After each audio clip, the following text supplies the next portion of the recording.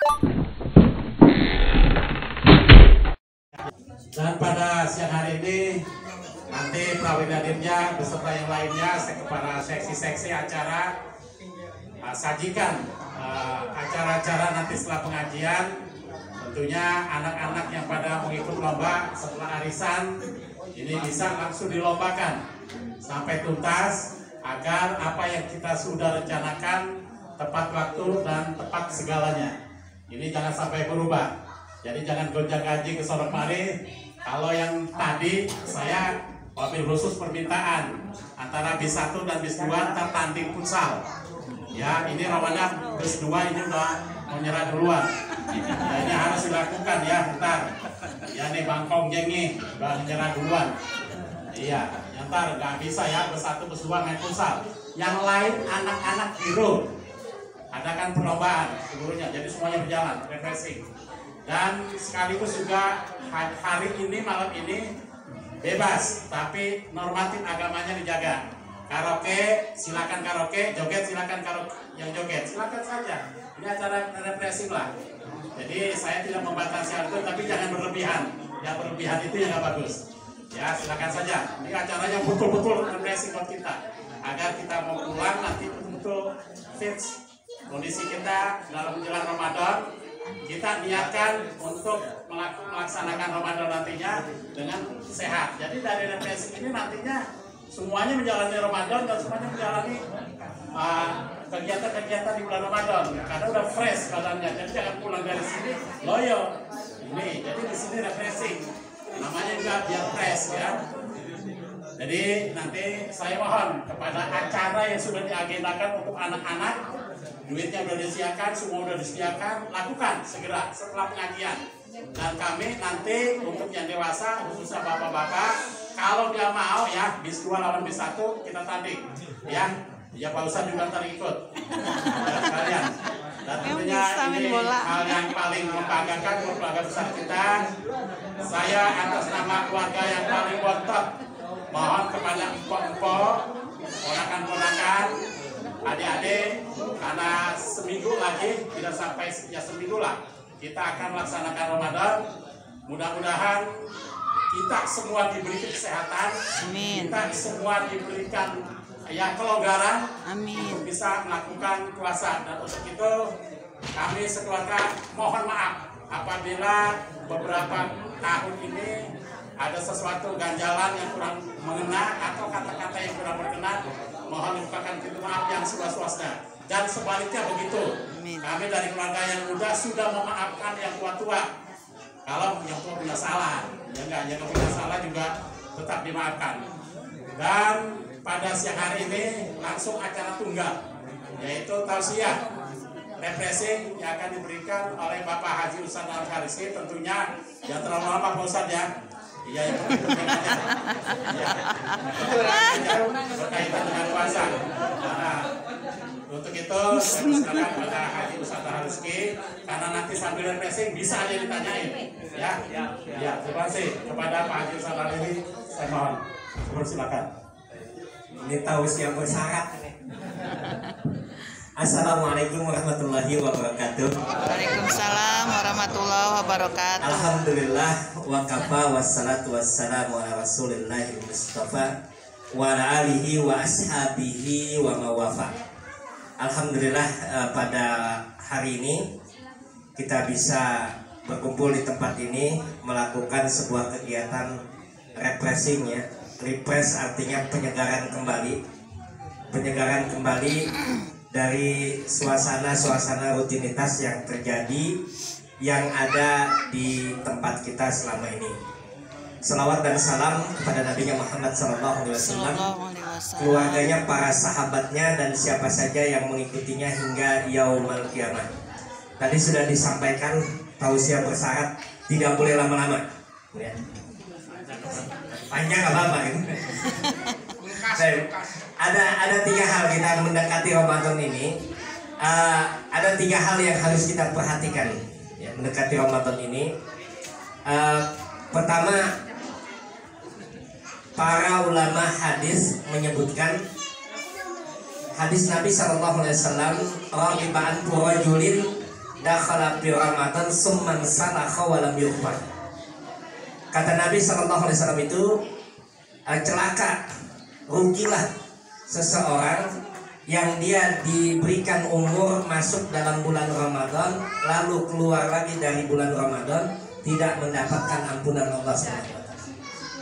Nah, ketika membahas tentang hadis ini, kata para ulama, hadis itu kebanyakan sebagian besar orang yang tidak mendapatkan ampunan Allah di bulan Ramadan itu karena tidak mempersiapkan diri. Tidak ada persiapan untuk masuk dalam bulan Ramadan. Nah, 3 hal yang menjadi persiapan kita yang perlu kita perhatikan di saat ini. Pertama adalah mempersiapkan mental spiritual kita. Jadi mental spiritual kita ini harus kita persiapkan untuk memasuki bulan Ramadan. Yang kedua adalah persiapan fisik. Jadi fisik kita pun harus dipersiapkan untuk bisa maksimal dalam ibadah Ramadan. Dan yang ketiga adalah mempersiapkan ilmu. Ini 3 hal tadi. Mental spiritual di antara hal yang paling besar bagi kita mempersiapkan mental spiritual itu, yang pertama adalah untuk dapat ampunan Allah Subhanahu wa taala. Kita semestinya pada hari-hari ini sudah tidak melakukan perbuatan-perbuatan yang bisa menyekutukan Allah Subhanahu wa taala. Itu perbuatan syirik. Perbuatan yang menyekutukan Allah Subhanahu wa taala. Seperti yang disampaikan Allah dalam Quran surat 4, surat An-Nisa. Surat An-Nisa ayat yang ke-48, Allah katakan innallaha la yaghfiru ayyushraka bihi wa yaghfiru ma duna dzalika liman yasha. Bahwa Allah tidak akan mengampunkan dosa syirik dan Allah ampunkan dosa selain itu. Maka nanti Bang Kojeng nggak usah manggil pawang hujan lagi ya. Jangan jadi pawang hujan lagi sampai ngumpulin air buat IKN ya dari seluruh provinsi. Ini bahaya syirik yang akan berat untuk kita mendapatkan ampunan Allah di bulan Ramadan, dan itu yang terbesar. Yang kedua adalah mempersiapkan fisik. Mempersiapkan fisik ini biar bagaimanapun dalam ibadah kita yang maksimal, fisik itu harus mendapat pembiasaan. Pembiasaan. Kalau kita tidak melakukan pembiasaan fisik, latihan fisik, maka ibadah sehebat apapun yang kita inginkan tidak akan kita capai. Baru duduk sebentar, pinggang udah sakit baca Quran. Tapi kalau kita biasakan, udah nyaman udah. Sholat taraweh kelamaan dikit, udah ngegerutu aja. Ini imam kagak paham apa. Jadi ini yang harus ini. Apalagi kalau kulturnya kelamaan itu. Ini lama amat dimakan belum juga nih. Nah, ini pembiasaan fisik itu harus ada. Ya, jadi ibadah itu puasa, sedekah, zakat, semua ibadah, salat kita juga harus ada pembiasaan. Maka kata Imam Ibnul Qayyim itu, yang paling berat bagi seorang hamba itu adalah dia memaksa jiwanya. Kalau jiwanya sudah terbiasa untuk ibadah, maka dia akan merasakan nikmatnya ibadah tadi. Ya, ada pembiasaan yang kita lakukan. Dan mudah-mudahan waktu 1 pekan ini kita bisa melakukan pembiasaan perbuatan-perbuatan baik, meningkatkan kualitas ibadah kita, salat sunnah kita dan sebagainya. Dan yang ketiga yang tidak kalah penting adalah membekali ilmu tentang Ramadan.